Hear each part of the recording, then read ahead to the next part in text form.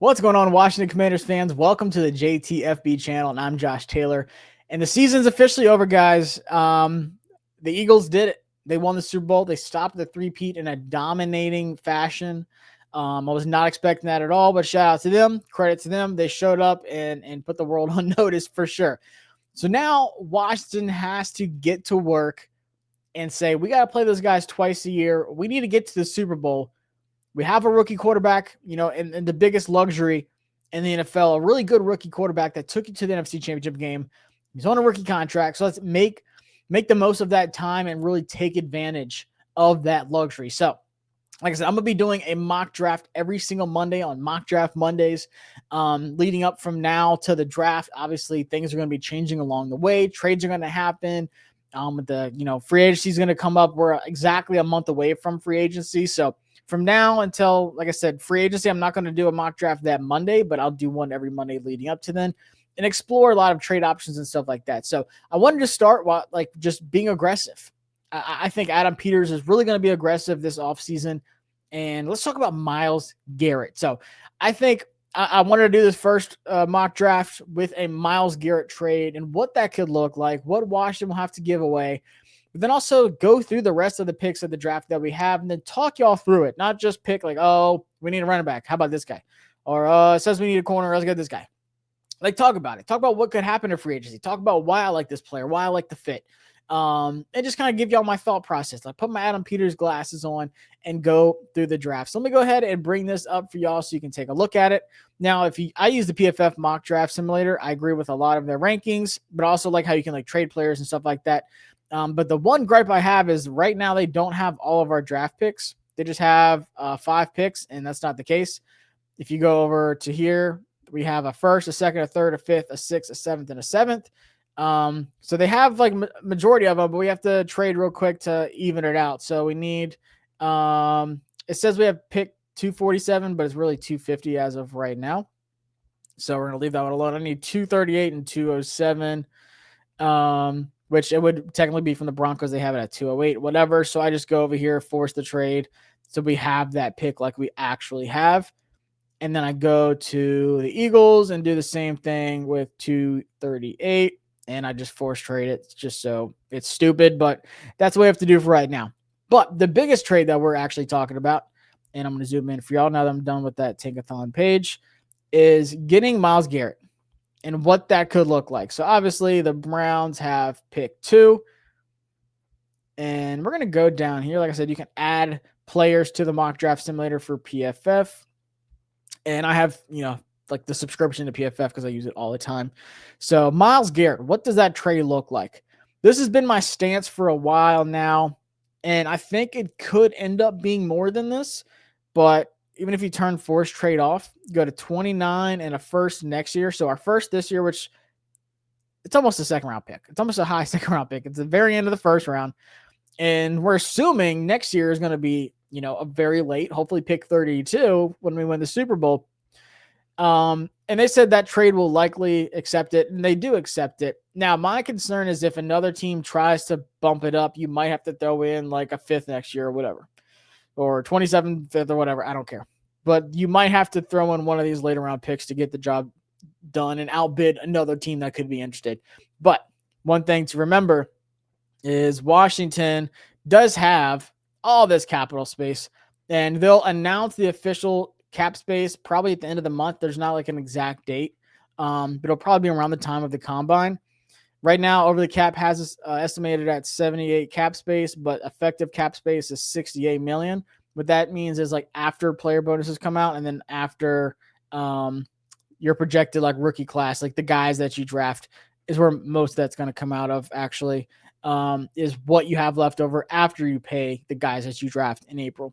But SpotTrack came out and said that they're, with the projected of what it's supposed to go up to, they're estimating Washington right at $80 million in salary cap, which would have us still at third. Once, everyone goes up, we would still have the third most salary cap in the NFL. So we're in a position to succeed. So we're offering 2 firsts for Myles Garrett, and boom, it gets the trade done. Let's go. So now we're going to start the draft. We have Myles Garrett. We trade for an all-pro. In my opinion, one of the top 3 defensive players in the NFL. Like we saw what the Eagles did to Pat Mahomes. They were on his tail all night. That is what we need. We need a game record when it comes to edge. And I think Adam Peters is more than willing to go all in. Like he came from the 49ers that had Bosa on one end, then they had Trent Williams on the other end, and just talking about building the trenches. They made some moves on the defensive line in San Francisco. And I think he realizes, like, because he's been there, like, hey guys, we have a rookie quarterback. We got to take advantage of this. So you get Myles Garrett. He's going to, wreak havoc. Quarterbacks are going to hate him. And now we're building out the rest of the team. So what does this look like? This is some interesting picks here. Just taking a look at it. Do we go for another edge? Maybe. I'm looking at, so I'm not a Cameron Williams fan, honestly. Ozzie Trapilo at 61 would be really nice, getting offensive tackle. But we don't pick again till 79. And all these running backs that I'm really high on would probably be gone, or will be gone. Caleb Johnson, Trayvon Henderson, Quinshon Judkins. Like we need a bona fide running back one. Your next running back is Devin Neal at 89. I think he could be that. I think he would be there at 79, but I just feel like that's such a fall off from, going from Caleb Johnson. Man, I really like Caleb Johnson. Like he is so freaking good. 21 touchdowns last year. Holy smokes. Man, I'm torn between Caleb Johnson and Trayvon Henderson because I think Trayvon Henderson's the most complete back. And like I like Ozzie, but like I said, offensive tackle wise, I think in free agency they could go after a Stanley. I think they'll sign a guard to fill in for Sam Cosmi. I don't think they're just going to plug someone in unless they kick Coleman out to right guard and then like it's in free agency, make a big splash and get a big time tackle, which I'm not opposed to. I think free agency is really high and deep when it comes to like I like some of the tackles, I like some of the guards, but I think defense is where free agency is like just loaded with talent. There's no good running backs in free agency. There's very limited wide receivers as we've seen. T. Higgins is not going to be available, guys. I hate to tell y'all, I don't see him leaving. I don't see him leaving. So you're going to have like Chris Godwin. You're going to have Darius Slayton, Stephon Diggs, maybe. I don't know. Keenan Allen. Like it's just not the best. But I do like some of those guys. Like I like Godwin and I like Darius Slayton. And same with tight end. There's not that many good tight ends in free agency either. So I think in free agency, Washington's going to be most aggressive on the offensive line, but then also defense, corners, edges, whatever, whoever it becomes available. But I think, wide receiver wise, Debo, Cooper Kupp, we'll talk about them maybe in the future. I think Debo, will talk about him a lot more coming up for obvious reasons. So I'm going to go with Trayvon Henderson. I like Alfred Collins. I think Wyatt Milam gets kicked out to guard.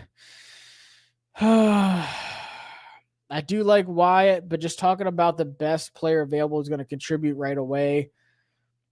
I wish there was a better, like if Donovan Jackson was here, I would take Donovan Jackson. I would. Same with maybe Cam Scatterbo. Oh, Jaden Higgins went that high. Savion Williams, man. If Donovan Jackson's here, I'm taking him at 61, but he's not.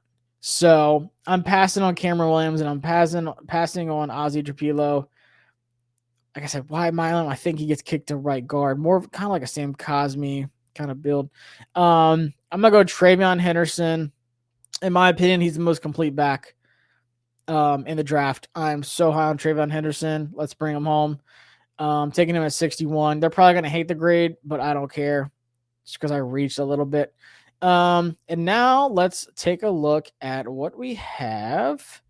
Oh boy. This is where it gets interesting. 79.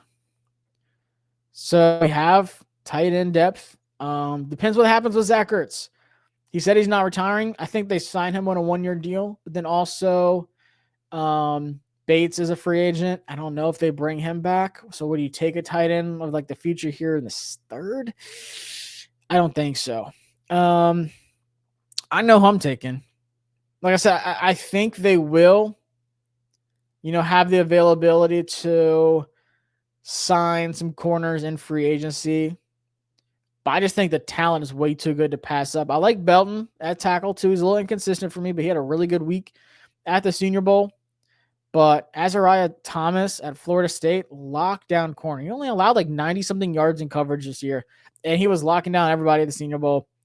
I think he's a second-round guy, early second. So if he's there at 84, like to me, that's a no-brainer. I love Elijah Arroyo, crazy tight end. I love Gunnar Helm, same thing. But man, if you're not able to get somebody, in free agency at corner, this is a no-brainer. Like, you kick Samerstill back inside and you put Thomas on the outside. So I'm going Azariah Thomas. I highly doubt he would be here in the third. I think he's a second rounder, but heck, he's here for us, so I'm going for it. Anytime you can get a corner like that, you absolutely do it. And then we have to wait all the way down here to 147 because we don't have a fourth round pick, which kind of sucks. But I am going to my guy, Kyle Williams. So talking about wide receivers. The only wide receivers we have under contract next season are Terry McLaurin and Luke McCaffrey, who was a rookie this year. So you had 7 wide receivers last year. You have 5 wide receivers that are free agents. And I say you bring back like 3 of them, depending on the price. I don't know if Diami's going to try to go somewhere and try to get more money just because, he showed off in the playoffs, whatever. But he's replaceable. He only had 300 yards and 1 touchdown. You can replace that production, like, trust me.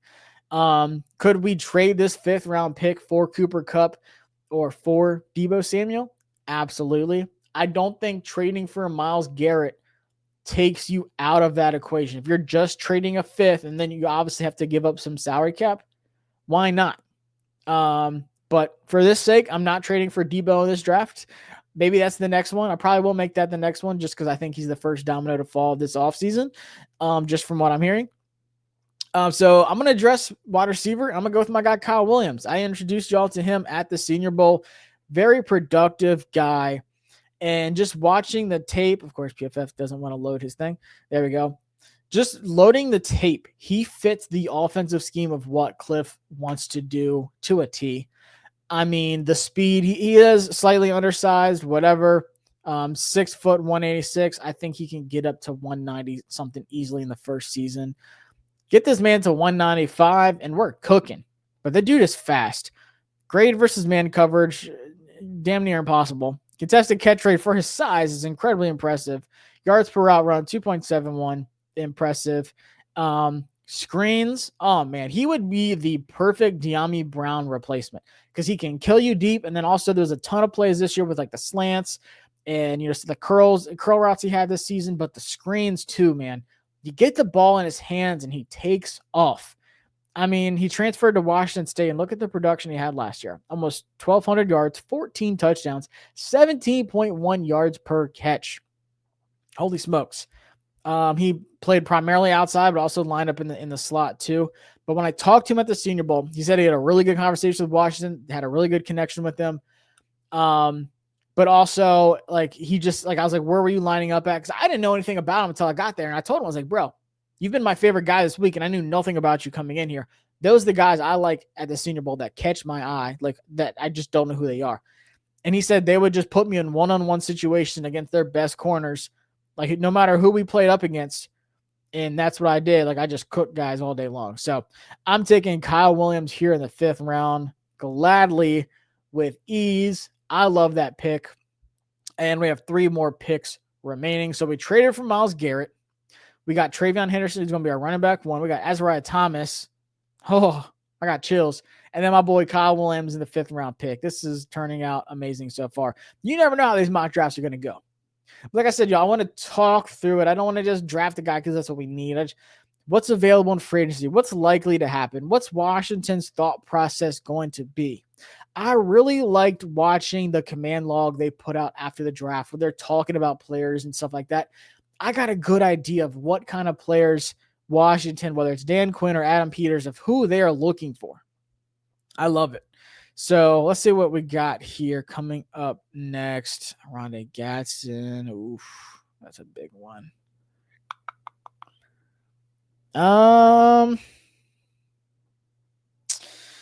Yeah, I'm not a fan of a lot of these, but who I am a fan of is Arondé Gaston the second. Talk about another guy who's just a receiving threat. Not the best run blocker, as you can tell, but receiving grade, crazy. Contested catcher, he's made some really crazy catches. 934 passing yards. I mean, receiving yards this year, 7 touchdowns. He's a guy that can line up in the Y. Are you going to see him in the in line a lot? Probably not. 6'5", 236, more just like a gigantic wide receiver, but I think he can play tight end more. So, like I said, that receiving guy out in the Y, only 21 and a half years old, redshirt junior. I like that. He's got more upside to him. Can you teach him to block? Yes.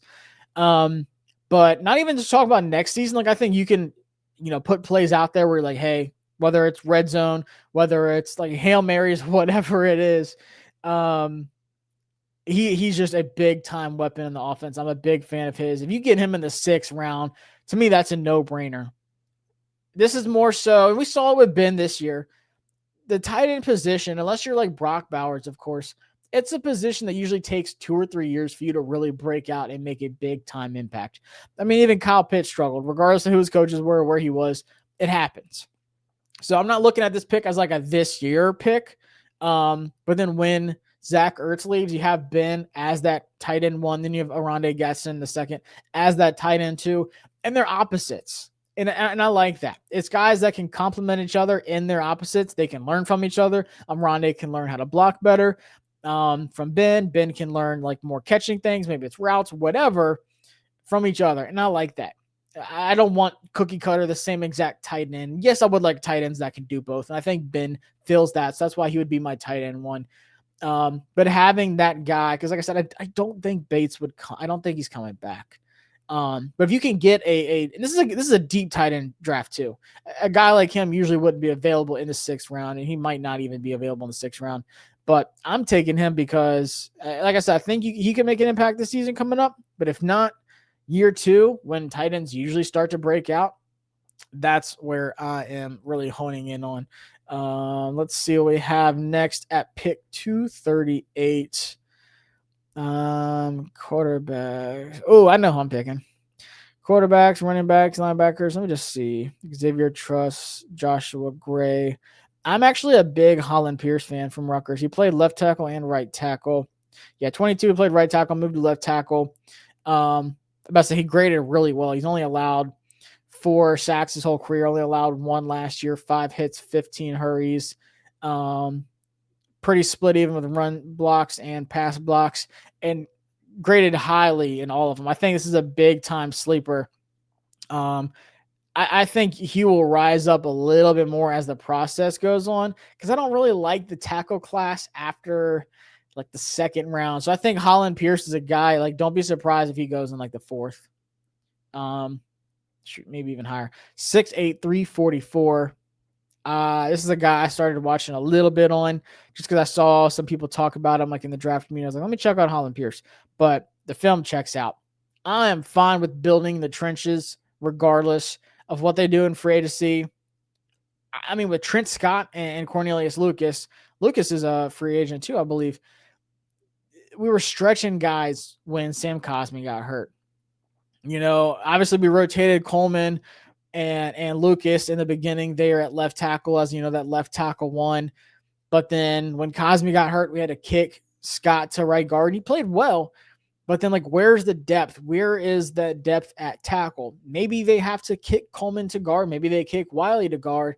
I need a guy that can come in, play the left or right side at tackle and hold it down. And I think Holland Pierce would be that guy out of Rutgers. I really like that pick. Very solid. Like I said, it's not sexy, but we're building the line. So let's do it. All right. Sum up, see what we got real quick, because I haven't done this in a minute. We got Myles Garrett, 2 first-round picks. We got Travion Henderson, running back 1, Azariah Thomas, who would be, opposite of Marshawn Lattimore, and then Kyle Williams filling in that role. Oh man, him with Cliff gets me excited. And then Arondé Gaston the second. Probably he would be tight end 3 this year, but could very much so be tight end 2 the year after. And then Holland Pierce building some depth at tackle. I'm so fine with this draft, y'all. It does not usually go this well. But shoot, I like it. Let's see.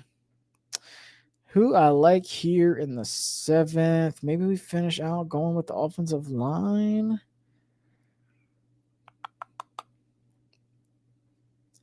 Oh, this is tricky because there's a couple of guys I like. Let me just talk through it real quick. I like Joshua Gray at guard. It's a guy I watched last year because I thought he was going to come out. I like Marcus Ware, guard, Montana State. Guy I got to watch a little bit this year. I did like 2 of their games scouting. Mac McWilliams, if you want to really go depth at corner. Like I said, I think they signed a guy in free agency, and then Azariah Thomas would be starting. Samer still goes in the slot. Igbenogany is depth. And then I'm just signing a veteran and free agent as like depth as well. Unless Azariah Thomas wouldn't be ready day one, but he would be. The dude's freaking phenomenal. And he fits. Oh my God, he'd be amazing on this defense. Man, I'm really torn here. And then also Tonka Hemingway's a guy I like. D tackle. Doesn't stop the run that well though, so maybe not him. God knows we need to stop the run. Same with Rock Taylor. If you go another wide receiver, Howard Cross, he doesn't stop the run well. I'm about to say last year he was really good. Don't know what happened to him this year. It was a guy I thought was going to come out last year too. Carson Vinson can play tackle or guard. He had a really, really good Senior Bowl. Shout out HBCU. This dude was against the best of the best. He looked good. They have him at left tackle. I think he could easily kick out to guard. He's a big dude too, though. 6'6", 305. Shoot. Man, I like him a lot. This is tough. This is where I wish I had y'all in my chat right now. Because I'm stuck between depth. Man, Marcus Ware. He's so good too. Right guard. 6'4", 300. He's definitely a guard. Dag on it. I'm stuck between like 3. Joshua Gray, Marcus Ware, Mac McWilliams. Man, this is tough. This is the last pick. All right, I'm going to go. And I know people are saying you need to go defense because you've only gotten one defensive guy. Well, we also got Myles Garrett. But like I mentioned, I think free agency is where you just really get aggressive on defense. And you sign your edges, whether it's Khalil Mack or, like I said, we traded for Myles Garrett for crying out loud, or you go get a corner, Travarius Ward, or even a depth guy. And you really build your defense in free agency too.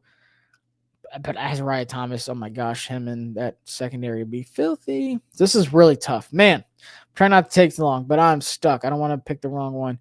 But you got Holland Pierce at tackle. So let's do guard. Let's do guard. I think Marcus Ware is better, in my opinion. I love these small school offensive linemen that just go to the league and ball out. You're like, yo, we got this.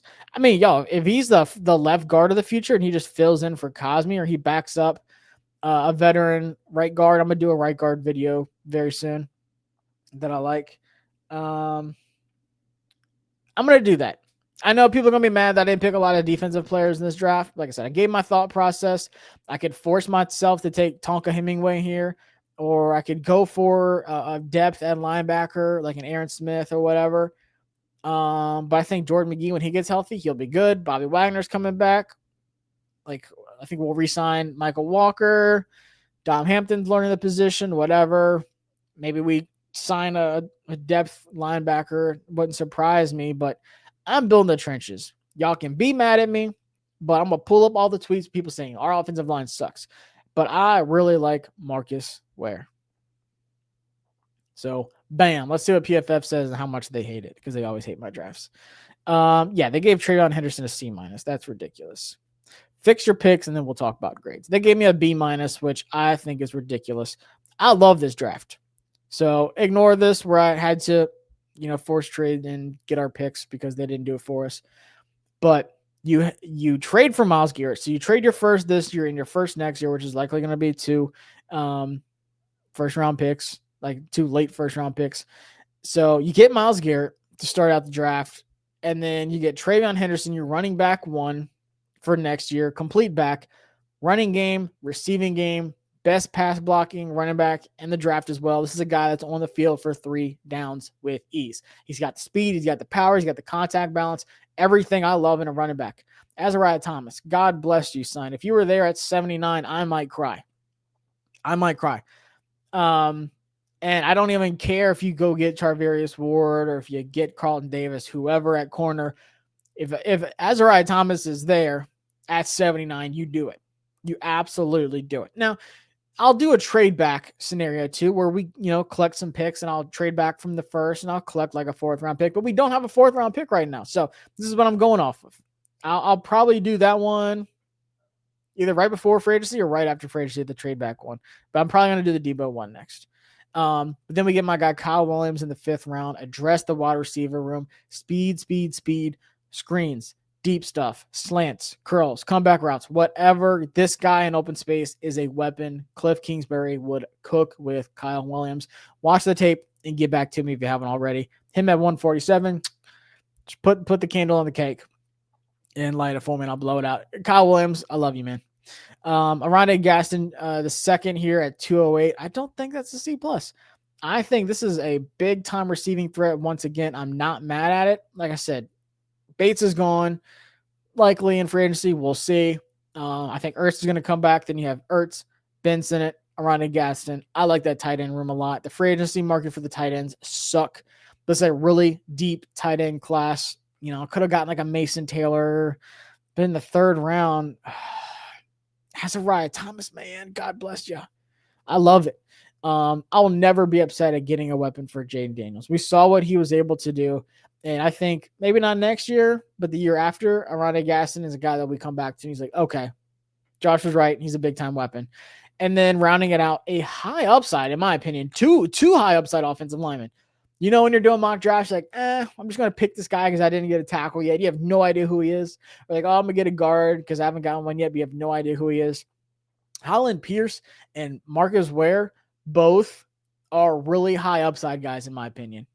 I think they are both guys that could contribute. But even if we sign a free agent tackle and a guard, we need the depth badly. And it's also like for the future as well. Holland Pierce could be a guy that turns into a starter. Marcus Ware, I think, has a really good chance of being a guy that turns out to be a starter. People are high on him as well. I love those small school guys that really dominate. So do not be surprised between those two guys. When it comes to the offensive line, I'm not too high on a lot of guys. There's going to be a lot of tackles in this draft that they're going to get kicked out to guard, like a Wyatt Milan, like an Emory Jones, like a Jonah from Arizona. A lot of those guys, in my opinion, will be. Holland Pierce is not one of those guys. He is a pure tackle, and Marcus Ware is a pure guard. I'm sure he could play center if he learned how to snap if you asked him to. But nonetheless, I love this draft. I'm not worried about what PFF says grade-wise, and I know I only got technically 2 defensive players in this draft with Myles Garrett and Azariah Thomas, but do not be surprised if a lot of the money that we have goes to extending Terry, which obviously will probably free up some money for year 1, and then year 2, year 3 will go up. But also just going heavy in free agency, whether it's building the trenches at, edge, even if we get Myles Garrett, like Khalil Mack and Myles Garrett, sign me up, please. Getting another linebacker, probably, maybe adding safety if a big one is available, like Javon Holland or something like that. But do not be surprised if free agency is where they go heavy on defense. In the draft, there's some possibilities, but if you trade the first, I feel like that first round is where they'd go edge anyways, but we traded that first round pick for Myles Garrett and then just added next year's first, so didn't have to go edge because we got Myles Garrett.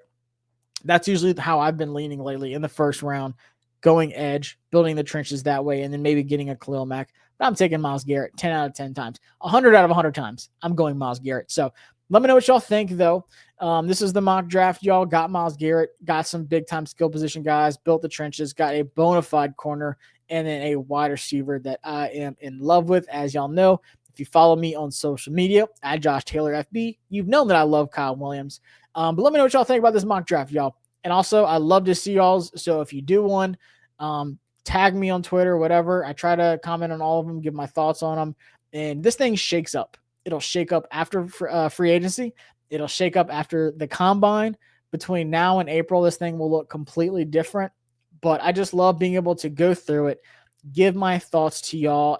I'm not like, okay, I have to take a corner. I have to make sure I get a tackle. I have to make sure I get a wide receiver. I have to make sure I get a running back. Because we don't know what's going to happen in free agency. We could definitely trade somebody, or we could, make some big splashes in free agency, which I think we will with all the money we have.